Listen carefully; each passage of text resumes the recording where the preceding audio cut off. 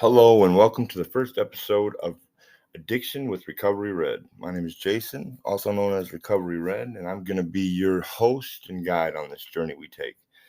I'm calling this first episode the starting line. For those of you in active addiction, just know when you're ready, we're here waiting for you. You're worth it. There are people that love you, and if you don't think there are, I'm telling you right now, I have love for you. I want to help, and I care. And I promise you, those are true words. For those of you that are in recovery, welcome as well. I think that's great. Continue on one day at a time. This disorder, it can take over anything. And maybe there's people here that are just listening because they have a family member or someone they love in recovery, and you want to learn more. You want to find out things behind the addiction itself and see how more understanding you can possibly get with this addiction because it is a very, very bad disorder that can take over everything in life. It's put to the forefront of everything. It takes over everything. Nothing else matters in your life. And the purpose of this podcast is to let everybody know things behind addiction, learn more about certain topics. As episodes go on, I'm going to be doing different topics. I know with Thanksgiving coming up, I'm going to be doing gratitude. Um, I'm going to be doing an episode on grudges. There's just going to be a wide variety of different topics that I'm going to cover. And partially, I'm doing this for myself as well. I'd be lying to say I'm not. And the whole point of it, though, is community, fellowship. I know a lot of people, it's hard for you to catch a meeting. I currently have a busy schedule. To match up with the places around me for meetings, it's sometimes hard. I have classes in the morning, I got work in the evening, and I get so many hours of sleep. So I get it. But to everybody that's here, welcome. I hope you enjoy it. I hope that you learn something. Episodes to come. I want to take the opportunity for this episode just to tell you a little bit about myself so we can get to know each other a little bit, or you can get to know me a little bit and know where all this is coming from. My name's Jason. I'm 39 years old. I've been in and out of addiction for about 15 years. Uh, Character defects, I've had my whole life. I'm guilty of that, and I'm still learning a lot. I'm not perfect by any means, but I want this, and it matters to me. And something I've learned is I care about other people, and I truly do. And I'll go out of my way to try to help anybody if it's feasible without hurting or harming myself. Um, my addiction started back in college. I was in Tennessee playing sports, and I found out about instant release Oxycontin, also known as Roxy 30s. Later, I found out it was an epidemic across the globe, and I let it take over my life. I let it run everything. It didn't matter what was going on. My focus was there. It, it, it ruined. I'd like to say it just ruined a few things in my life, but it ruined everything. Um, Family, loved ones, friends. I let it take over. Uh, I was selfish, self centered. I didn't care about anything else but myself and my addiction. And for that, I paid dearly. Um, Here I am, 39 years old. I really don't have anything to show for anything. But the point is, I'm alive. I'm here. I have a willingness to be rigorously honest. And I'm still learning on some of my defects. I'm not perfect. I have been able to, thanks to my higher power, learn some of my character defects. For instance, there are bad habits that carry over from your addiction. Well, I had a bad habit that got really bad in my addiction, and that was lying about everything. It was so crazy. I would lie about anything. It didn't matter if it was something so small and minute that didn't make a difference, but I lied about it. Now I've taken time to reflect on this, and I've something I had to do was call out to some people that I trusted and confided in. I had to let them know, hey, I'm working on something, and when I lie, I'm going to instantly tell you that I lied. I'm trying to change my way of thinking. That took a little bit of time. I'm not going to lie to you. Um, I If you asked me if I was doing something so small, like, are you going to grab a pencil? I'd be say no. I'm going to grab a pen, but I was going to grab a pencil. I mean, that's how bad it was, and it really it was eating me up at the core. Um, Once I got into recovery, though, because you see, when you get into recovery, you go through a lot of things. You go through post acute withdrawal syndrome, which will be an episode that we'll cover. I definitely went through it. It was about 4 to 5 months into my recovery. Um, I am going to be coming up on a year clean here, and just so thankful. And something they say in the program is to keep what you have to give it away. I've thought about doing this podcast for a while. I'm taking the time to, I've taken the time to research a few things, look into a few things, and here I am. It didn't happen overnight. It didn't happen right away. But once I got myself to a certain stage, I started this, and I I'm looking forward to this journey. I really am, and I hope that people really take to this, and I hope people can learn some things. I hope people, even not even people just within addiction or recovery, but people from the outside. If there's something I've learned is people hold on to so much, and I get it. I'm not mad about it. I understand it. In addiction, we put our family and loved ones through the ringer. I mean, we lose them. If we're lucky, we still have them around. Um, Me, for instance, I put my family, I put loved ones.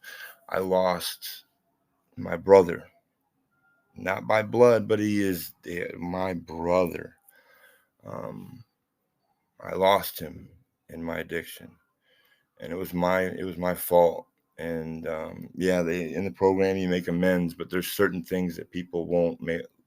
You have to make a living amends. You have to do these certain steps, and you can't always expect it to go your way. That's not saying that things can't go your way, but just be prepared. But the thing about it is what I want people to know from the outside,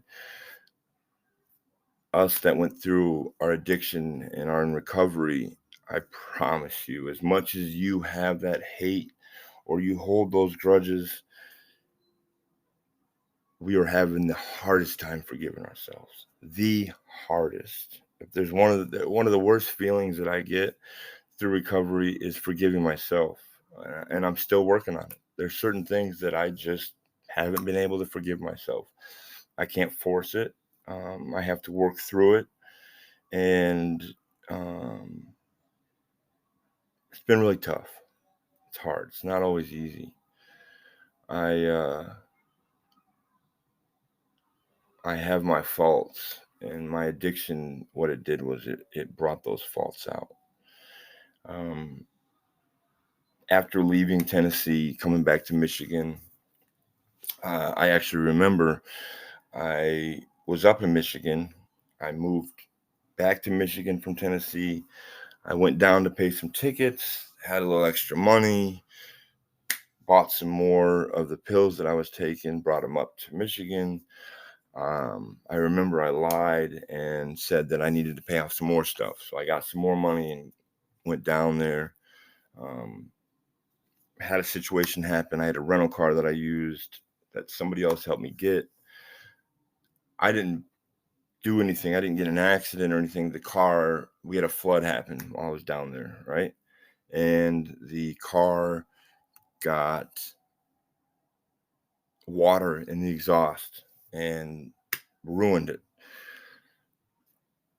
At the end of the day, I got stuck in Tennessee. The rental car, there was damages.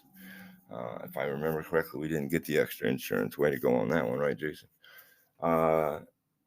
And I had to take a U-Haul, or not U-Haul, a Greyhound bus back up to Michigan.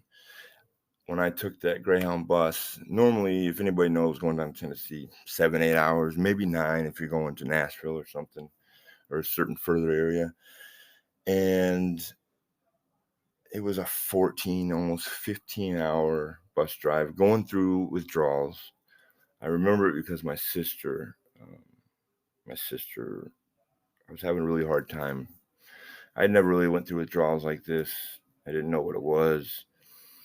I mean, I learned what it was. I figured it was because of the pills. But my sister, she was such a good support on that bus ride. I remember text messages, and my sister and I didn't really text a lot, but that period, she was on it. She would text me. She would just give me words of encouragement. And I'd like to say that was one of the last times I used and went through withdrawals, but I let the addiction take over quite a few times.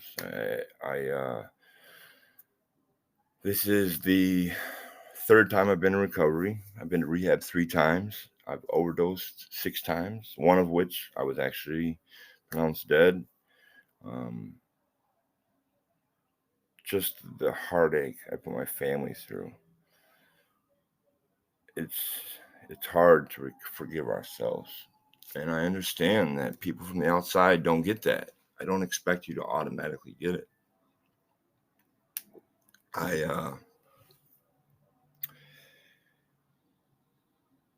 There's not a lot of things that I can say that are going to just automatically let people understand what we go through in addiction and what we go through in recovery.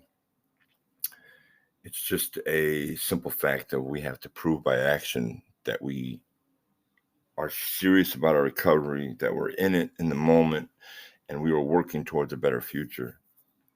And it's not always easy. It doesn't happen overnight, just like anything.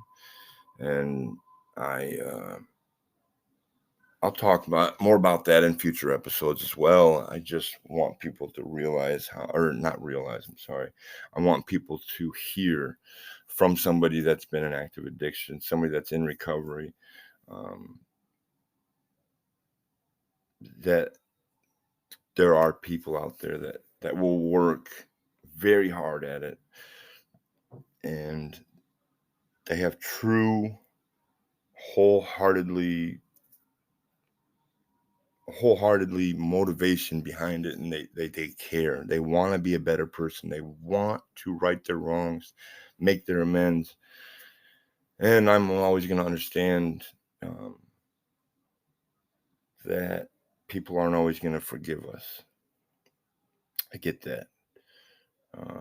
It's not easy, but that's why forgiving ourselves is a big thing, and that doesn't make it easier.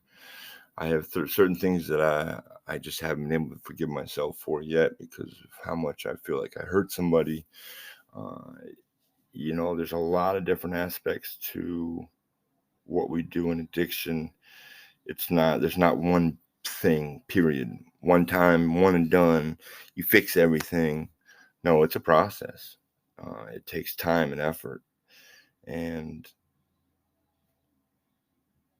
we can get things back. We're not guaranteed to get everything back, but we can definitely get things back. And I'm living proof of that. I feel that. And if you're in addiction and you're not sure, you don't want to go through withdrawals, you don't want to turn yourself in on those warrants, you have just a huge amount of legal trouble, you think that nobody cares, I understand. One of my relapses, I told myself, what does it make a difference anyway? Nobody cares. That was the addiction talking. If there's one thing I've learned, America loves a comeback, period. America loves They want that. They want people to have that comeback. They want to see people thrive. There are people out there that actually care to see people do better. And as much as we hurt people and we don't think people care, for every person that we don't think cares, I bet you there's 3 people out there that will and do. And I've come across that already in recovery. I've come across that. So I've been to I've been to rehab 3 times, 2 different rehabs. The first one I went to is closed up. Don't really want to talk about that one just because the place closed up because somebody was getting high in the front office. Not while I was there, as far as I know. I took the program serious. I graduated after 90 days on both of them. Most recent one I went to is Sacred Heart in Richmond, Michigan. What a program! I've never been anything like this in my life. It it's a program of people that wholeheartedly care. They've been in addiction. They've been through it, and I personally hope to go back there at least and do an open talk one day. Like this place, the staff there, I can't even put into words besides saying how amazing they are. I can't put into words. The support staff is absolutely wonderful. Um, I've that program helped me to point out a lot of my triggers. For those of you that don't know, triggers are things that promote relapse. That sometimes you start the process because a thought starts to relapse, and sometimes the thoughts come from triggers.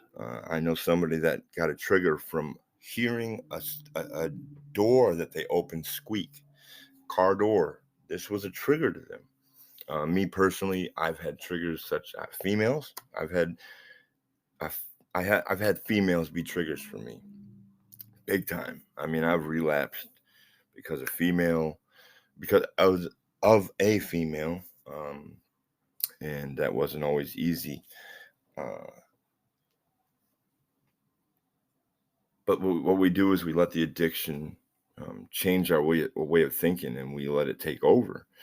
It doesn't matter what we know or have going on; we let it take over, and that makes it hard for people from the outside to see us and think, "Oh, they're not taking it seriously." Some people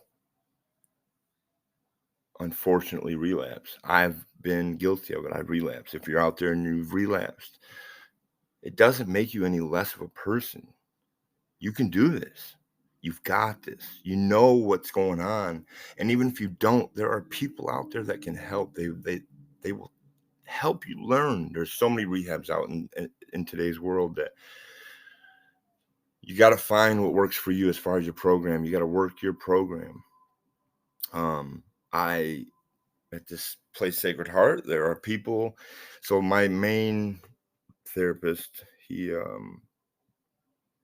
had never been in addiction. It's one of the first times I've had a therapist that has not been in addiction. I mean, I've had therapists in addiction. I remember one told me intellectual bullshitter.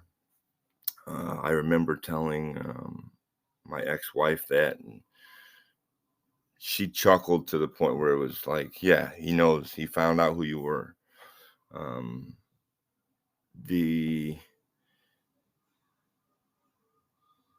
the therapist I had this time wasn't in active addiction or wasn't in active recovery. He's never had an addiction. He tries to do his best to relate, and he did a great job, actually. He truly cares about his job. And he went on vacation. I was one weekend, he went on vacation, and I got another therapist. My therapist's name was James. The therapist that helped out Julie was absolutely amazing. Something she had me start doing was Every single day, I start the day by writing 3 positive things about myself and putting it under her door. I've been gone from there for about a month, and I still every morning write 3 positive things about myself. It helps. I have a lot to offer this world, and I was blessed with one hell of a mind. They say addicts are some of the most intelligent minds in the world, and I believe that. I've seen some amazing things. As much as I know I have character defects, that I had defects before addiction, I had defects during addiction that got exploited, and I still have defects in recovery. But in recovery, I'm taking the time to work on them. Um, they say that insanity is doing the same thing over and over, expecting different results. There was a therapist that actually did.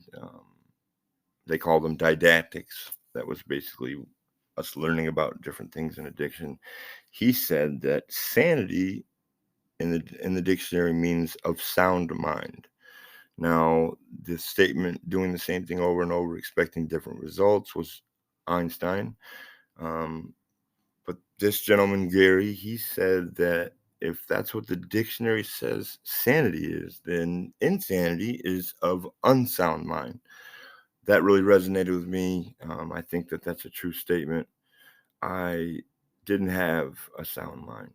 Uh, I deal with mental health issues, anxiety, depression, more anxiety than depression, but nonetheless, I do have my um, mental issues that I deal with, mental health issues, and that's usually the case with a lot of people in addiction, if not all, some way, shape, or form. We've been through things. Me personally, my father passed away when I was young. Something that always happened is, and let me say this before I say anything forward. My mother tried her damnedest. She worked hard at it too, and I love her to death for it. Um, you know, I was her first kid, so she never had any way as a mother before me. She was learning just like I was learning how to be a kid. Um, when my dad passed away, she would use that as a crutch, and it came up a lot, like, "Oh, this is Jason, my son. His dad passed away," and I had a really hard time with that growing up, and because I was already having a hard time with a father figure not being around. So that made it difficult. And I grew up with this anxiety. I didn't know what anxiety was until my early 30s. I didn't get diagnosed till my early 30s. I have this feeling in my chest of anxiety.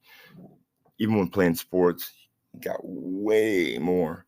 Um, and then I got diagnosed in my early 30s. It got rid of that anxiety feeling with medication, and it works great. Um, Uh, I'm thankful for it. I'm thankful for the doctors that I talk with, and I'm taking the steps. That's what matters. You take steps forward. You do not take steps back, and while being rigorously honest, you have to take the time to be understanding and your forgive others while you're forgiving yourself, because you have to understand people are they're going to doubt you, they're going to come at you, they're upset with you, and they have that right. You have to embrace people's feelings because you put them through that. For instance, I have an ex-wife whom I will always love very much. uh, I put her through so much. um, I really did. Somebody that truly was good, and I took that. I took that innocence of her greatness, and I believe I ruined that, and I blame myself for that. And that's something I need to work through. We have a daughter together. She is 17 as of last month. Uh, Unfortunately, my daughter hasn't spoken to me since after her 12th birthday. Uh,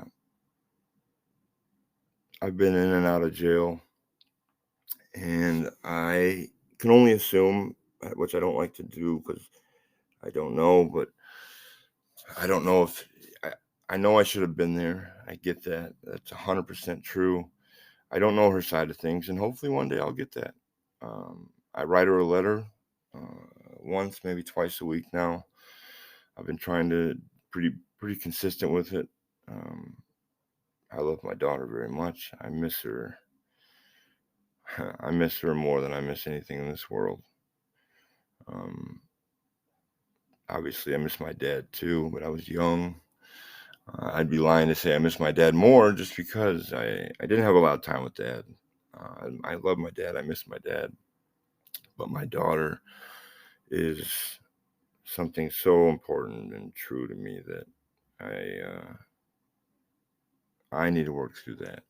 So just know if you're going through something big in your life, I'm not saying my situation is bigger than yours. I'm not saying yours is bigger than mine. I'm just saying big situations in life. Just know you got to keep your eye on the prize. If there's one thing I'm not doing, I'm not going back to drugs. It's not going to be me. I want this. Whenever my daughter is ready, I'm going to be sober and ready to talk to her, and I'm going to stay sober the whole time before and the whole time after. My ex-wife, I'm no doctor, but rightfully so, she holds on to a lot of hate and grudges, which that'll be an episode for me down the road. Not my ex-wife, but the grudges and hate. And it's as much as you want to snap back, you can't.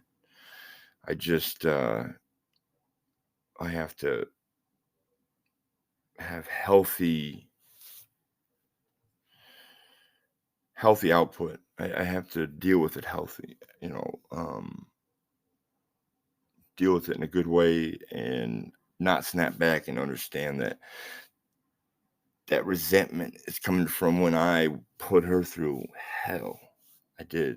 I put her through absolute hell. And that's one of the things I can't forgive myself for. One of the things with my daughter, I do write her, so I can't really expect her to write back because I haven't even forgiven myself for it. I'm having a hard time with that. I wasn't there, and anybody that truly knows me, that they know how much I love my daughter, and it's hard. It was shortly after her 12th birthday that I got locked up, and trying to get a hold of her. I wrote her while I was gone, and nothing. I got home, found out she wanted nothing to do with me, and these are things that we do in our addiction. We cause these issues, and we got to work toward a better life.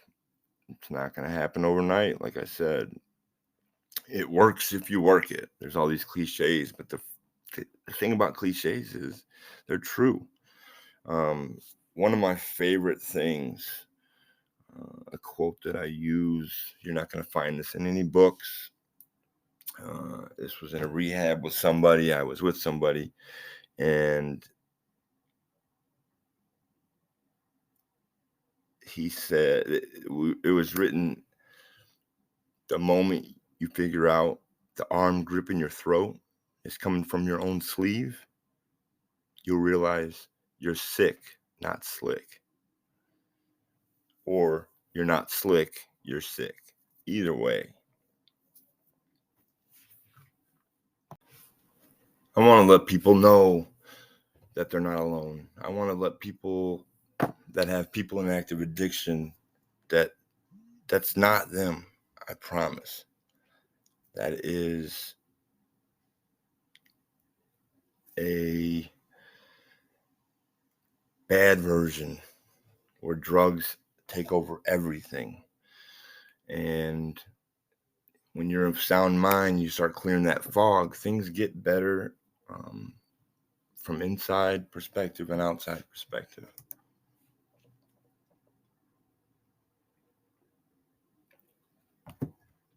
I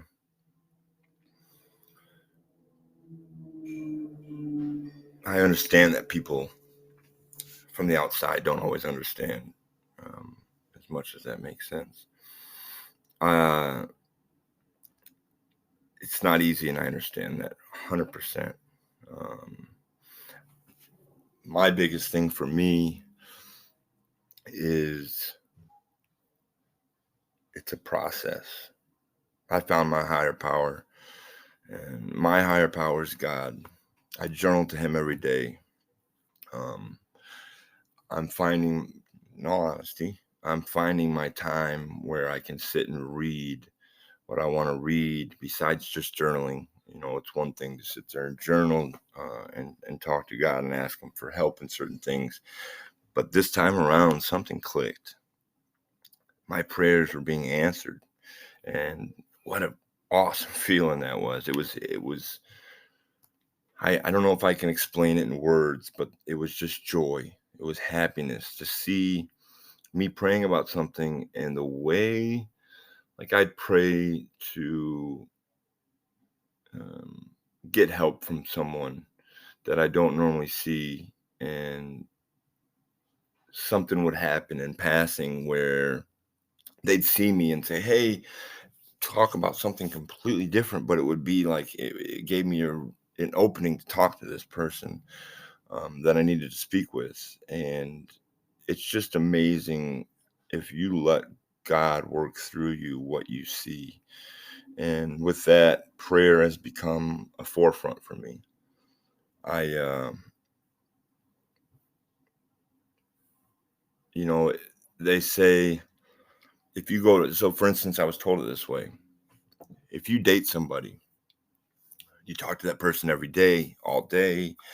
You care about what's going on. They care about what's going on with you, and you spend time. You put hours in every day.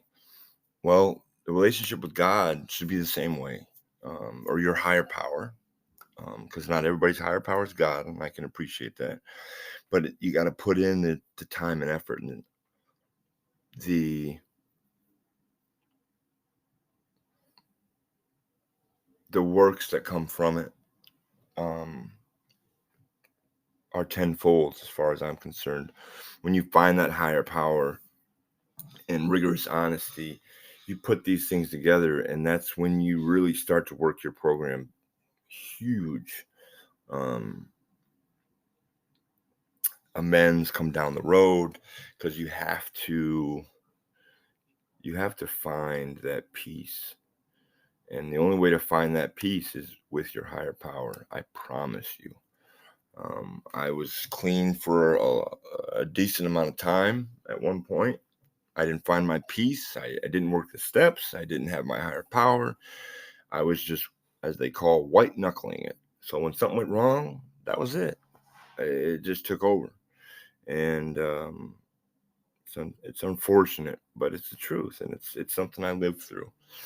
Uh, I I met a guy at Sacred Heart.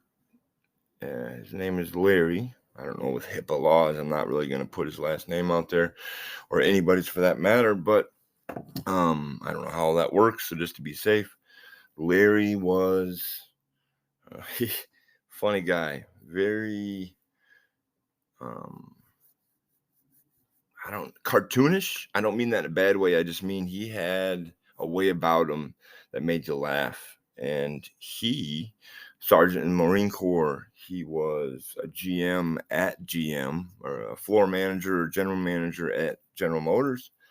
And he was married to a dentist. He was doing great in life. He didn't do anything, didn't pick up anything until his mid-20s, and he lost everything to the point where he was homeless at one point.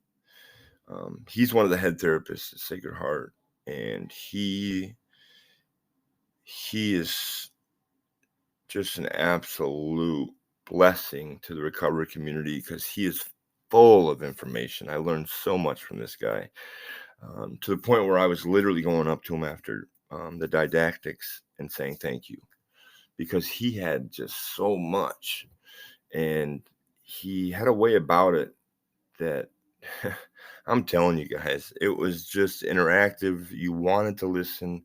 You wanted to hear what he had to say, because you knew he not only believed in it, or he not only lived it, he believed in it because he lived in it. And that was huge. Um, Not all of us also get a chance to um, make things right. I was one of the rehabs I went to, it was me and 15 other people. One of the times I've been to 13 funerals out of those other 15 other people, and one of those I spoke at. It was really hard, really hard. I was really close with that guy, um, Aaron, and man, what a good dude. But addiction took him over, and the rest is history. It's unfortunate. This addiction takes people's lives. So I say that also to say, people that from the outside in, it, at the end of the day, you don't want people in addiction to die. You don't want them to be gone. You want them to be there. You have the opportunity um, to enjoy the time that you have on this earth, and holding resentments, holding grudges. I'll get into it more in another episode, obviously, but holding those, they really do hold you back. Uh, if you take your grudges and you wrap a rope around it, heavy cinder block, because grudges really are not light things, and you tie that rope around that cinder block of grudges, you tie it to the bottom at your ankle, and you jump in the water. At a certain point, even if you cut that rope, you're not going to make it to the top. You're going to drown. I think about that all the time. That's something that stays in my mind. That quote I told you about, hand coming from your own sleeve. And another thing that I always try to think about, you're part of the solution or you're part of the problem. Now, in active addiction, the person in addiction is a part of the problem. Sometimes we have enablers. That's a whole nother thing for another episode. But we are a part of the problem. We get out of addiction. We are working to be better, or being a part of the solution. The people on the outside, they still have resentment. Now, that doesn't mean they're a part of the problem. They are holding on to the problem. And that can be detrimental in some cases. Now, I'm not blaming anybody for somebody's relapse. At the end of the day, a person relapses. They have the choice. They make their own decisions. So at no point is it somebody else's fault that I relapsed. There are things that lead up to it, and I don't have the right tool belt, or a good tool belt, so I relapse. I go down that path, and something I've learned is every time I went back, it was 10 times harder. I can't go back. I'm not going to make it this time. I'm surprised that I'm here now. And what that told me is my higher power has a purpose for me. I know he does. So I'm here. I'm going to do everything I can to try to help others, try to spread my message, whatever that message may be to some people. All I know is I'm here. I'm staying in recovery. I want to be a better person. I want to work on my defects. I want to make my amends. I have people that I really want to make my amends to. Uh, the person I considered my brother, his wife, his son. He has a daughter. He has another son, I believe, son on the way. These were my family, and I let my addiction do the talking, and I never really told them.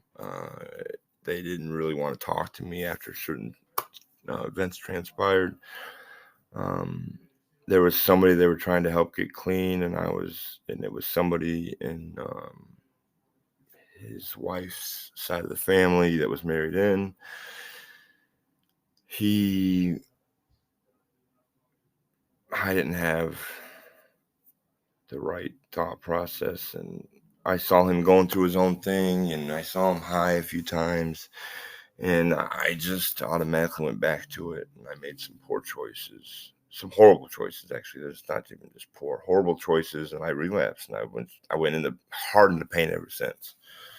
And they stopped talking to me, and I have to live with that. I have to do what I can to make amends with that, even if they don't want to.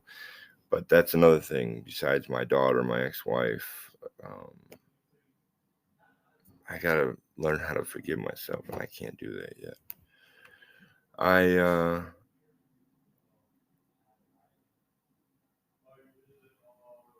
I'm gonna keep moving forward. I'm gonna try to spread whatever knowledge and message I can, and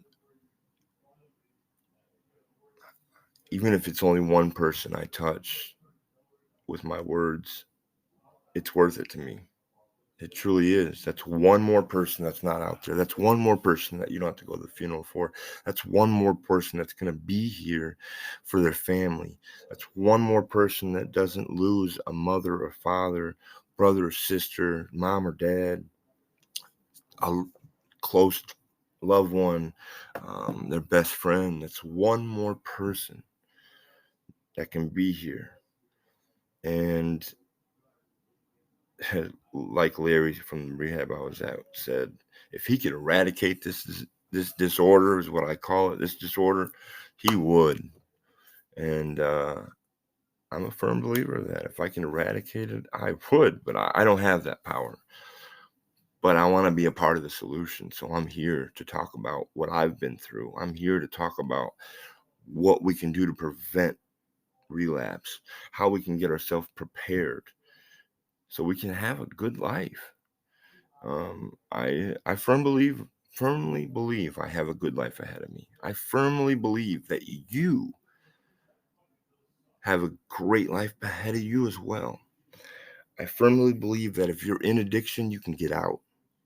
I get it. You don't want to go through that agony of withdrawals, the amount of withdrawal you're going to go through versus the amount of great life you're going to have. The good outweighs the bad.